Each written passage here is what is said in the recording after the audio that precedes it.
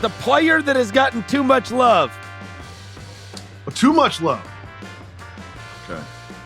So this isn't going to go great for me. This started this summer when I went on your local show and I made the mistake of thinking like, here, I'm just a local show in Memphis. No big deal. I'll just test out one of my takes and say that Anthony Edwards is overrated. And it turns out a lot of people didn't enjoy that content. But the player who gets too much love, in my opinion at the moment, is Anthony Edwards. And let me explain why. This is a reality versus expectations versus perception thing. And the expectations are so high for him, he has not reached those.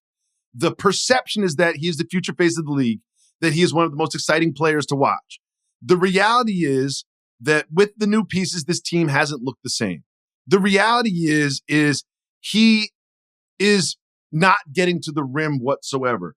16% of his shots are at the rim. When you think in your mind about Anthony Edwards highlights, Anthony Edwards game, you think about explosion, you think about getting his shoulder past his defender. Right now, you think about him just basically taking step backs and dribble pull-up threes. And what really concerns me, what really is the fuel to the engine behind this motor of being disappointed in Anthony Edwards is the post-game press stuff that he's doing.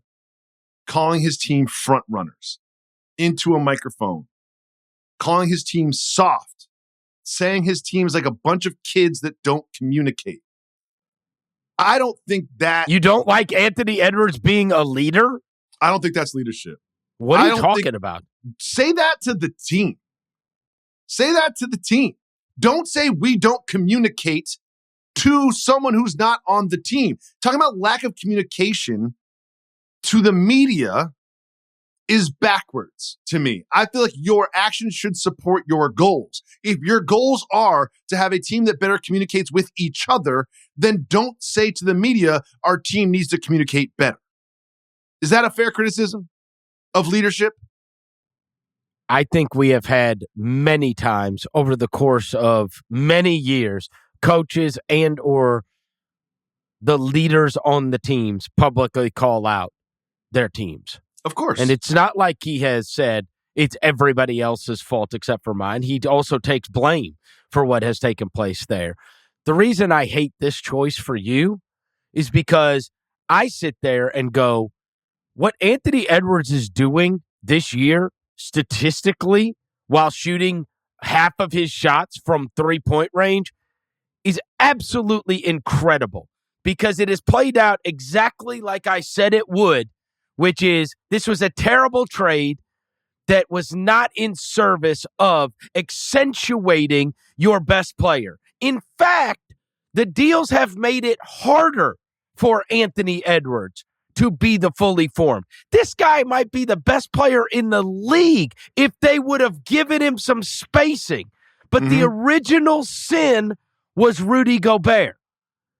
You ask why he doesn't drive to the basket. It's because there's no other place for the big to be besides near the basket. And in order to get the fully formed Anthony Edwards, which is, you look at all of these guys, whether it is John Morant, whether it is Luka Doncic, whether it is, you could go on and on and on, back to James Harden, back to Steph Curry. What you want to do is create the maximum amount of space for that player because they are unguardable. And instead, what Minnesota has done is voluntarily shrink the space available on the floor to where he now has become the spacing. He's taking 11 threes a game because it's clogged, and it was always going to be clogged. And where's defense? To me, I look at that. I look at the situation that he's in, and I say, this is incredible what he has accomplished thus far, despite the fact that this team has miserably built around him, in my estimation. In my estimation, what you want to do is get guys that space the floor, get guys that he can drive and kick to. And instead, what they've done is found a bunch of guys that can't space the floor. And even in the guy that they thought was going to be able to space the floor for them, DiVincenzo, he can't hit a shot. Yeah. McDaniels too. So if anything, Anthony Edwards should be lauded for the season he's having so far, not ridiculed. I disagree. I like this. We're in a fight today. I'm enjoying this. The player has gotten too much love. Now it's 2024, and we're all on our phones all the time. Mm-hmm. Whether I'm on TikTok or Instagram, I can't get away from this Jared McCain stuff. And I do think it's because he is such a viral star that it is now carried over to the fact that I'm hearing about Jared McCain all the time. I'm seeing Jared McCain highlights all the time. And it's nice. He's a rookie. They also lose every single night. And it's not like he's averaging 25. He's averaging 16, 2, and 2. Okay? That's what he's averaging. He's averaging 16, 2, and 2. And yet every other, and maybe it's just because I watched one of them, but I swear to God, I need to clear out my algorithm because I see entirely too much Jared McCain content. Everybody got on these, imagine this guy dropping 30 on you and then doing this, and then they like show him, doing his little dances or whatever. But I mean, look, he's having a good year. It's been a great start. Okay. Good question. Question for you, Verno. What's the number one player comp for Jared McCain that you've heard in the last 2 weeks? Just say it. Curry? Yeah. Oh, let's not compare ridiculous. Jared McCain to Wardell Stephen Curry. Just one ever fix your lips and do that ever. Please. Please do not. And it's not the TikTok stuff. It's the basketball stuff. But he's not there. Here's the thing. He's good. He's good. But somebody has to score on a team that loses every night. The ball's going to go in a basket a minimum amount of times. And so if you're playing 30-something minutes, yeah, like you're probably going to be able to score some. Enough.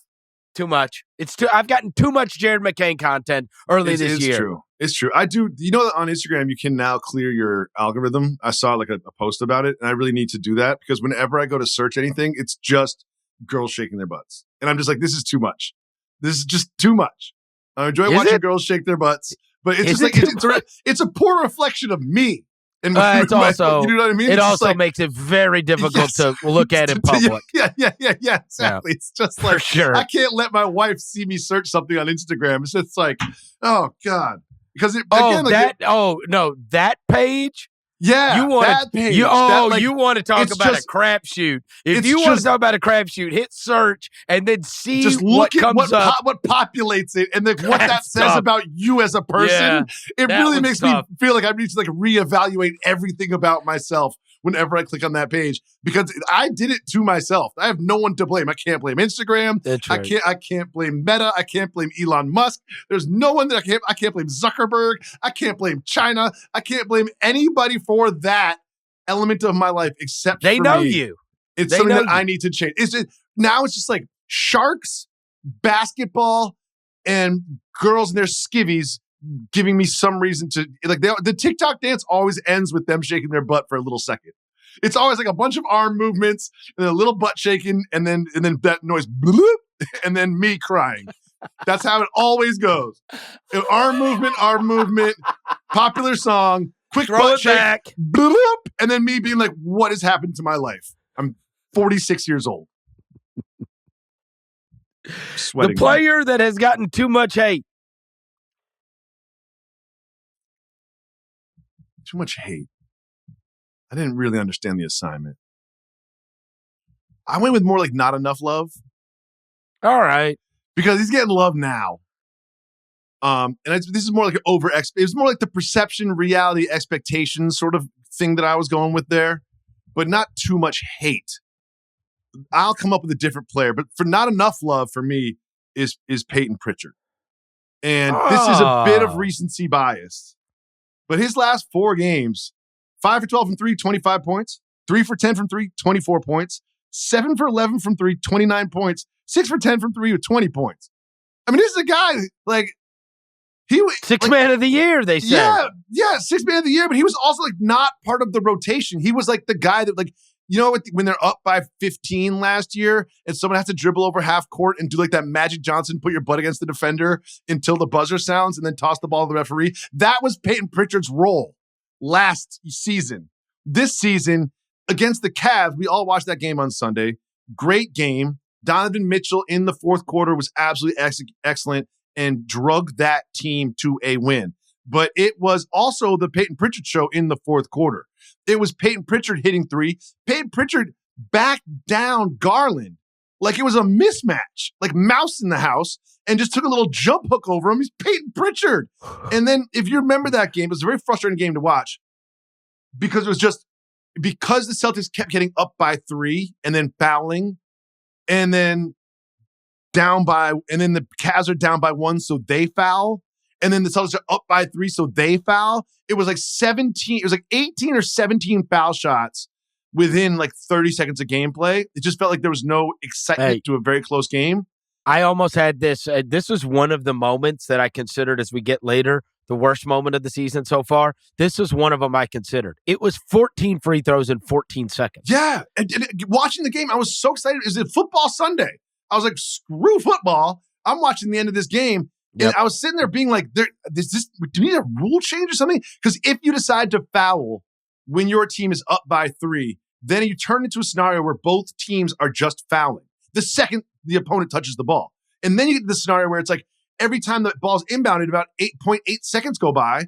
And if everyone's hitting their free throws, we're just going back and forth. But again, to be fair, all it takes is one Celtic to miss a free throw that changes the whole dynamic. But the way it played out, it was just so foul shot heavy, but it overshadowed a great Peyton Pritchard performance. And I just like against the Heat yesterday, they were all blowouts on Monday night.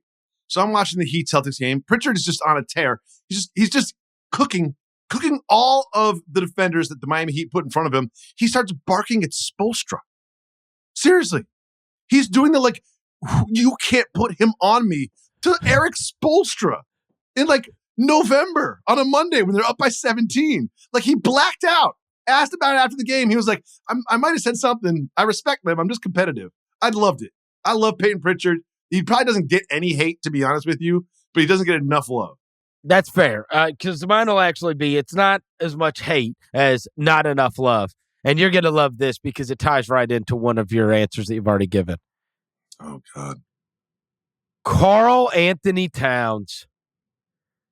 25-13, having a career year, helping the Knicks become one of the best offenses in the entire NBA, seamlessly fitting in with a group of guys he had never played basketball with before, and yet at his best, and is spacing out that team, and yet through the first quarter of the season, if I say Karl-Towns, this is because of my beloved Tim Bontemps.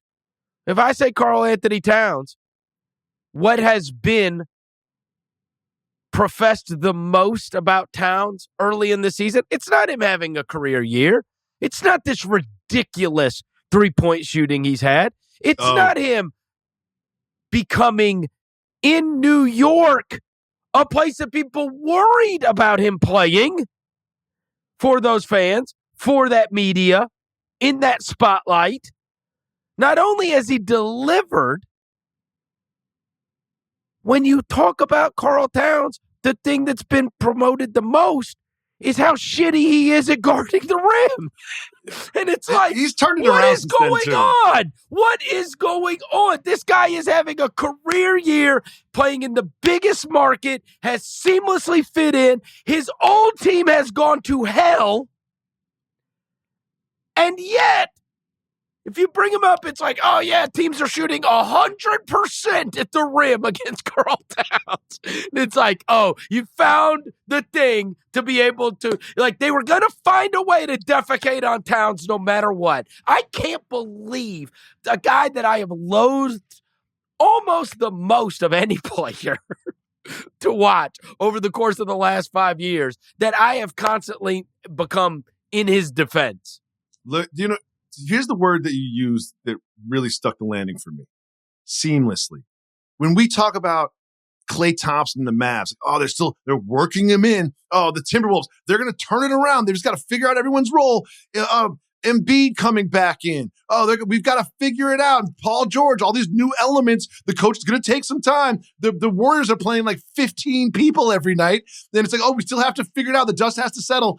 Is offensively, the way Karl-Anthony Towns has fit into this team could not have gone better. It absolutely could not have gone better. And he does not deserve the criticism that he gets for what's happening defensively. Because the team has taken a step back defensively, it's so easy to point at the new big, but that's not necessarily the beginning, middle, and end of the story. As someone who's watched all the Knicks games, it's not.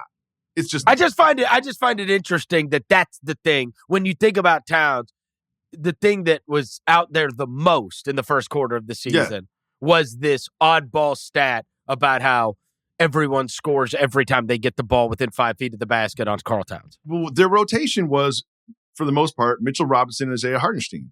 Guess what? Those guys are better at rebounding and protecting the rim. But we know what they can't do? Everything that Karl-Anthony Towns can do on offense. Seriously.